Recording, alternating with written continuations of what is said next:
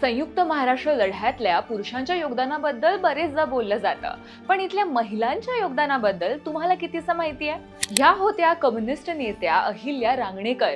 खुद्द आचार्य अत्रेंनी त्यांच्यावर एक कविता लिहिली होती आणि त्यांना महाराष्ट्राची रणरागिणी म्हटलं होतं. सुरुवातीला या लढ्यामध्ये स्त्रियांचा जास्त सहभाग नव्हता, पण 1955 मध्ये द्विभाषीय राज्याची घोषणा झाल्यानंतर अहिल्याबाईंनी स्त्रियांना या लढ्यात सामील होण्यासाठी प्रोत्साहन दिलं. बरं, जर ह्यांच्याबद्दल माहिती नसेल तर भीमा दांगट ओळखीच्या असतीलच ना?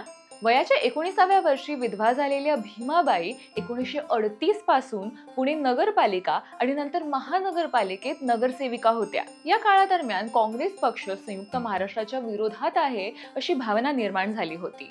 1956 मध्ये यशवंतराव चव्हाण पुण्यात एका कार्यक्रमादरम्यान आले होते, तेव्हा भीमाबाईंनी आपल्या पदराखाली लपवलेला काळा झेंडा काढला आणि घोषणा दिली, सूर्याजी पिसाळ चालता हो.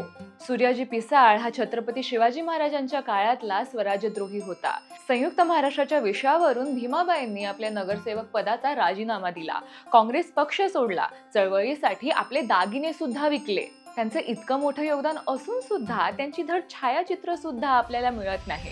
अच्छा, मग तुम्हाला कॉम्रेड गोदावरी परुळेकर माहिती आहेत का?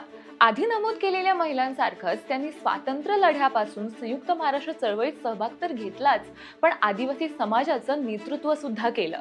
गुजरात जवळ सीमेवर असलेल्या ठाण्यातल्या वारली आदिवासी समाजाला त्यांनी संघटित केलं आणि संयुक्त महाराष्ट्र चळवळीत आपलं योगदान दिलं. यातल्या किती जणी माहिती होत्या तुम्हाला? ही तर मोजकीच नावं आहेत. अजून रणरागिणींबद्दल आणखीन एक व्हिडिओ घेऊन येतोय. Stay tuned.